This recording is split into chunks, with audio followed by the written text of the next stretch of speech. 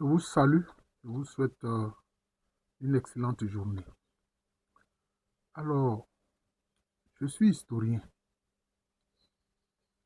Je fais mon travail d'historien. Ce que j'essaie de partager cela sur les réseaux sociaux. Parce que je sais que le grand public a besoin aussi de connaître l'histoire. L'histoire de nos peuples, de nos ethnies, de nos pays, de l'Afrique, du monde. Hein. J'ai enseigné longtemps dans les amphithéâtres, les salles de TD et autres.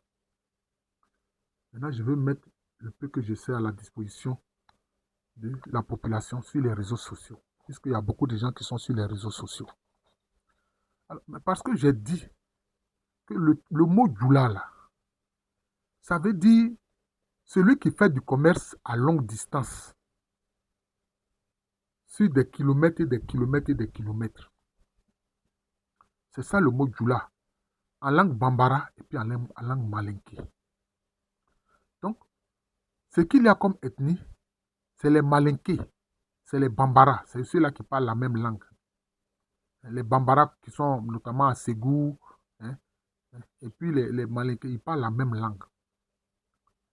Mais le terme Djoula ne désigne pas une ethnie, ça désigne une activité. D'ailleurs, les chasseurs d'oiseaux là, qui font la chasse et puis ils vont sur une longue distance là, eux aussi on les appelle Djoula. Donc toute personne qui fait une activité qui l'oblige à voyager, à aller loin, c'est le mot Djoula qui le désigne en langue bambara et en langue malinké. J'ai même dit que pour vérifier ce que je suis en train de dire, ce que j'ai dit dans cet enseignement-là, on peut consulter l'ouvrage de Youssouf Tata Sissé, sur les chasseurs traditionnels malinké et bambara. Alors je vois des jeunes qui disent qu'ils sont Djoula. Si vous vous identifiez comme Djoula, bon, ça je ne peux pas vous empêcher de le dire. Mais moi, je fais mon travail historiquement, ce n'est pas vrai. Quand le fait même que lui, Gustave Benger, est passé dans la région de Congo, qu'il a écrit son livre là, il avait constaté que ceux de Congo, les populations de Congo, font beaucoup de commerce à longue distance. C'est comme ça que certains sont allés dans la zone de Bobo du Lasso. Sinon, les Bobos là, ça désigne un peuple qui est venu de la Guinée actuelle. Maintenant, ceux qui sont partis de Congo, quand ils ont créé aussi leur quartier, on a appelé ce quartier du Lasso. J'ai même une étudiante qui aujourd'hui, ma collègue, qu'on appelle Ouattara Matata, elle a fait une thèse sur les Djoulamoussos de Congo, parce que c'était des commerçants sur longue distance. Maintenant, vous venez m'insulter, certains même me menacent de mort, ils disent, moi je suis haineux, je suis contre les Djoula, je suis contre les Malinké, je suis contre les gens du Nord. Moi je suis disciple de Jésus-Christ. Jésus-Christ dit, aimez-vous les uns les autres. Aimez Dieu et puis aimez-vous les uns les autres. Si je suis son disciple, moi, je ne peux pas haïr quelqu'un. Je ne peux pas haïr quelqu'un. Même si quelqu'un me fait du tort là, moi, je lui pardonne. Je ne peux pas haïr quelqu'un. Comment pouvez-vous dire que moi, je suis haineux, je suis contre ce que vous appelez Djoula, dont vous voulez faire une ethnie, que je suis contre les gens du Nord. Et puis aussi, sur ce point-là, parce que j'ai dit que les Malinké ont été précédés sur ces terres-là, du nord de la Côte d'Ivoire, par les Sénoufos. Les Sénoufos, depuis le 4e siècle après Jésus-Christ, c'est là que les ancêtres ont commencé à peupler ce qui va être le nord de la Côte d'Ivoire actuelle. Les Malinké, ils ont commencé à venir quand? C'est quand l'empire du Mali s'est écroulé. Quand on dit Malinké, ça dit ceux qui sont de l'empire du Mali. Je n'ai pas dit de la République du Mali, j'ai dit de l'empire du Mali. Parce que comme vous, souvent là, vous n'avez même pas fait l'école. Même je ne suis même pas sûr que vous avez fait madrasa. Parce que si vous avez fait madrasa, vous serez plus intelligent. Mais vous êtes borné en fait. Vous êtes bornés, vous êtes de vrais dégénérés en réalité. Jusqu'à certains vont me menacer de mort. Parce que j'ai dit une vérité historique. Vous êtes malade mentalement en fait.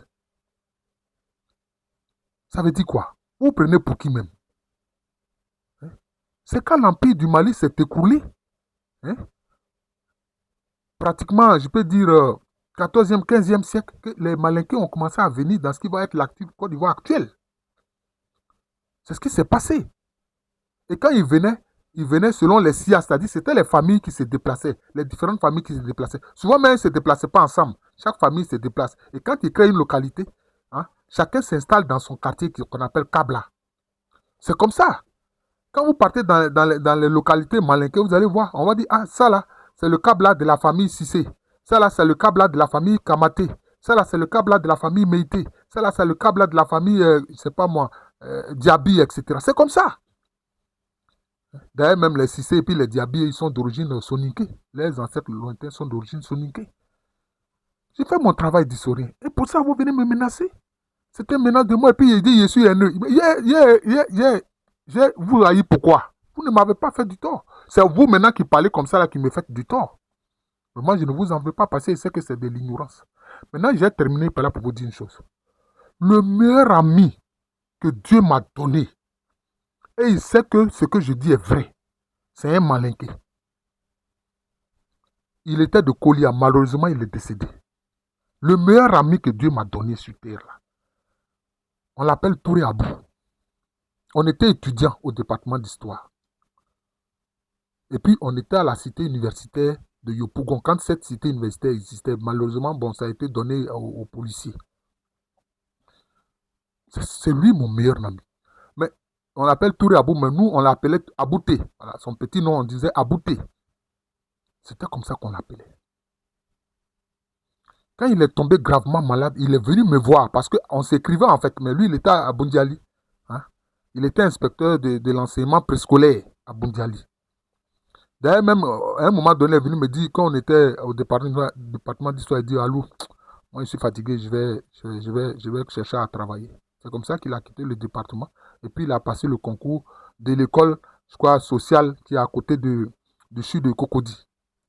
Il a été admis, et c'est comme ça. Il a été même nommé inspecteur de l'enseignement préscolaire à Bundiali. Il est de Kolia, mon meilleur ami. Quand il est tombé gravement malade, il est venu me dire, frère Alou, je suis venu te dire adieu. Je sais que la maladie que j'ai là, je ne vais pas survivre. Quelque temps après, je lui ai écrit, il ne m'a pas répondu. J'ai écrit, il ne m'a pas répondu. Vous comprenez? Donc, venez arrêter de dire vos bêtises là. Cherchez à apprendre. Hein, au lieu de faire de la méchanceté gratuitement. Vous-même là, souvent même vos noms là, même vous ne connaissez pas l'origine de vos familles. C'est vous qui voulez parler d'histoire. Il faut chercher à te connaître même toi-même d'abord. Donc, ne m'énervez pas. Hein. De toute façon, moi, je ne me suis même pas énervé parce que ça ne servira à rien. Voilà. C'est comme ça. Ça ne servira à rien. Voilà. Vous êtes des bornés. Et un borné qui ne veut pas écouter, il devient un dégénéré en fait. Voilà.